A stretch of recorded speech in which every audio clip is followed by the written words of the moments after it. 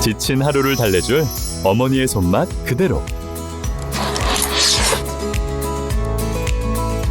올바른 재료와 정성 담은 손질. 홍시로 완성한 달콤한 감칠맛. 집에서도 편하게 택배로 받아보세요. 매콤하게 땡기는 감칠맛. 장간의 양념게장. 검색창에 장간의 양념게장을 검색해보세요. 롯데건설 자세한 상황이 궁금하다. 영평가 나오는 거 보시면은 채권 등급이라든가 기업 어음 등급 나오고 있고, 지금 회사채 시장 자체가 A 플러스 부정적, AA 부정적이죠. 그리고 10월에 나온 요 높아지는 채무 부담, 요런 파일을 한번 보시면 롯데건설 보면은 진행사업장의 원가율 상승으로 그 수익 관련된 것이 이제 3.8에서 2.9까지 저조해졌고, 그나마 1분기 중 계열사의 지원 등을 통해서 시중은행과 2.3조 원의 펀드를 조성해서 PF 우발 채무 차환 위험을 경감시켰고,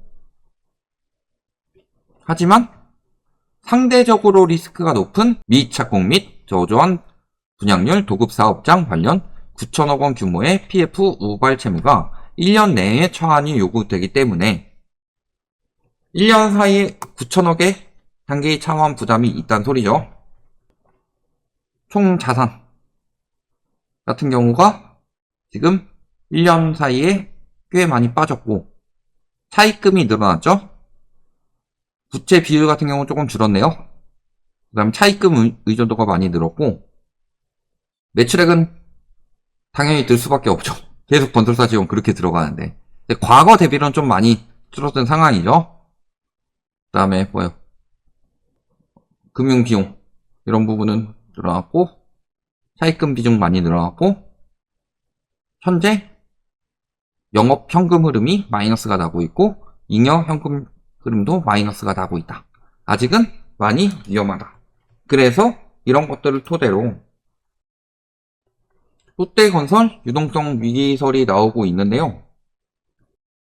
물론 유동성 논란 총정리 해가지고 찌라시다, 법적 대응도 검토하겠다고 하니까 적당히 유동성 과도하다, 이렇게 이야기를 하고 있는데, 그러니까 저도 롯데가 망한다는 이야기가 아니에요. 롯데가 망한다가 아니라 전보다 나빠졌다. 특히 롯데에서 롯데케미컬 이야기가 나왔죠. 롯데케미칼 이야기를 봤을 때 롯데케미칼이 롯데 중에서 롯데건설의 모회사가 되죠. 근데 지금 여기서 롯데건설에서 회사채 발행 이야기가 나오고 있죠. 그러면은 왜 그런 이야기가 나왔냐면은, 보통 건설사들 모기업 지원 들어가는 곳들이 많죠. 대표적으로 신세계건설 같은 경우, 지금 신세계도 상황이 좋지 않죠. 신세계도 죽겠다. 좋은 날씨네. 롯데건설도 왜 롯데케미컬 없이 가냐. 롯데케미컬 보증, 평소 때 보증 받으면서 가는데 왜 요 보증 없이 가는 게 안 좋냐면요, 보증을 하게 되면은 회사채의 등급이 올라갑니다. 등급이 올라가면 신용도가 올라가는 거죠. 회사채의 신용도가 올라가서 저리로 발행을 하면서, 신용도가 높다는 소리는 위험 요소가 적다는 소리죠. 위험 요소가 적다는 소리는 채권 매입이 활성화가 된다는 소리죠. 근데 그럼에도 불구하고 보증 없이 간 이유는 롯데케미컬이 뭐 유동성 위기다까지는 아니더라도 적자가 지속되고 있고, 여기에 있는 계열사, 그 중에 건설업 같은 경우 건설업 지금 분위기가 위기죠. 그래서 계열사들 등급 전망이 강등되고 있고, 그러니까 케미컬에선 보증을 안 해주겠다. 내 코가 석자다. 굶어 죽는다는 아니더라도 손실이 나고 있어서 저축을 까먹고 있다, 이 정도는 되겠죠.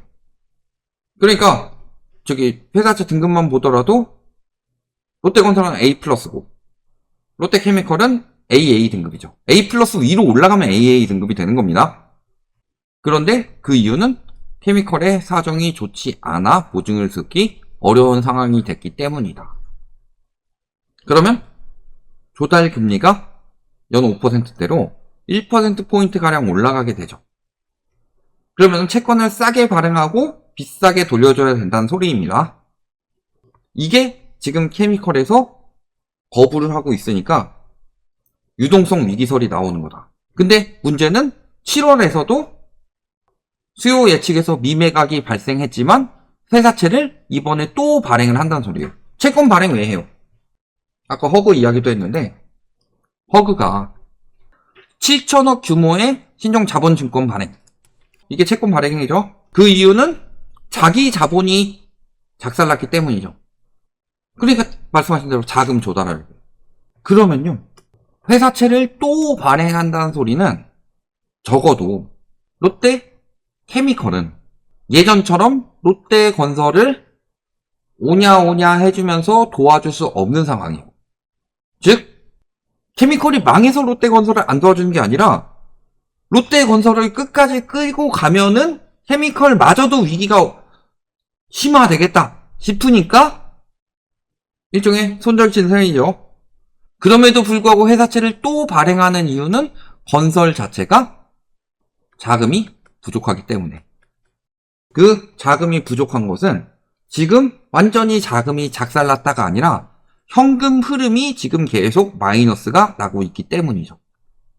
이게 올해만 그런 게 아니라 작년에서 올해 넘어올 때도 그랬고, 그러니까 보면은 작년 전체적으로 보면은 저조하지만 심하진 않았는데 요 상황을 보면은 심해졌다는 게 보이는 거죠. 그러니까 지금 대부분의 건설사들이 많이 위험해졌다. 그 중에서 뭐 예를 들어 예전에 제가 신세계건설 이야기를 많이 했었는데 신세계건설이 여러 가지 지표로 보면 거의 태형급이었어요. 나오고 있는 것들이. 그래서 제가 태형 다음에 터질 곳 중에서 신세계건설을 이야기한 적도 몇 번 있었습니다. 다만 그때마다 제가 이야기를 했던 것은 신세계건설은 모회사가 있다. 근데 모회사가 건설업을 도와주지 못하면요, 그 건설업은 사실 다른 건설업이랑 똑같이 메리트 없이 위험을 감수해야 되는 거고, 그 정도로 지금 상황이 좋지 않다는 소리예요. 그러니까 계속 지금 현금 흐름이 마이너스가 나고 있는 거고.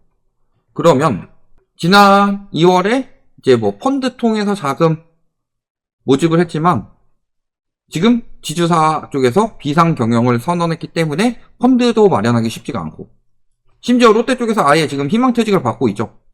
희망퇴직을 받고 있는 것에 대해서는 제가 롯데도 이야기했고, 뭐 삼성 SK부터 시작해서 NC소프트, 뭐 LG 디스플레이, 여기서 롯데 주요 계열사들까지 나왔죠.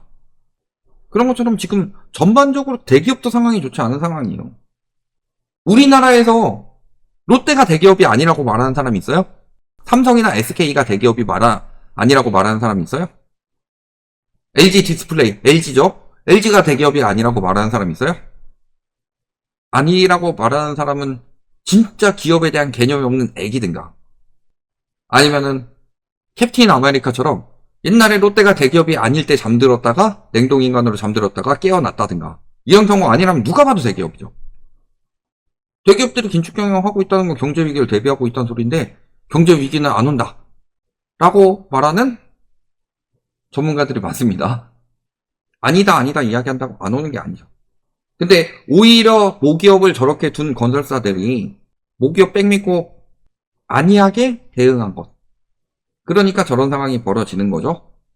그러니까 제가 그때 경고를 했던 건설사들이 몇 개가 있는데, 이 많이 이야기한 것이 예를 들어 신세계라든가, GS는 이슈가 좀 있다고 하더라도 현대라든가, 그 다음에 포스코, 이런 것들 이야기했는데 이런 것들이 다 지금 모회사가 있는 것들이고, 한국건설 이런 데 그냥 망했고, 그러니까 그런 거라서요, 이제 대기업 건설사도 예전만큼 안 망한다, 무조건 괜찮다라고 말할 수 있는 상황이 아니다. PF 리스크는 점점 더 커져가고 있고, 특히 최근에 PF 20%로 자기 자본 비율 늘렸죠? 그렇다는 것은 PF가 문제되는 사업장을 팔기가 굉장히 힘들어졌다. 그러면은 정리하기가 쉽지 않겠죠. 예를 들어서 대출 때문에 내 집이 경매가 넘어가게 생겼는데 대출이 많이 나오면은 내 집을 경매로 비싸게 사주든 아니면 경매 나오기 전에 금매로 사주든 그게 되지만 대출을 줄인 거죠. 97%에서 80%로. 그렇다는 것은 내 집을 사줄 수요가 줄어드는 것처럼 내 망한 사업장, 경매에 나갈 사업장을 사주는 것도 쉽지 않고 헐값이 될 가능성이 높다. 그걸 대비해서 LH가 지금 그 법정 자본금 규모를 15조나 늘리는 것 같은데 LH에서 받아주는 것도 한계가 있고 그런 거라서 위험해지고 있는 거다.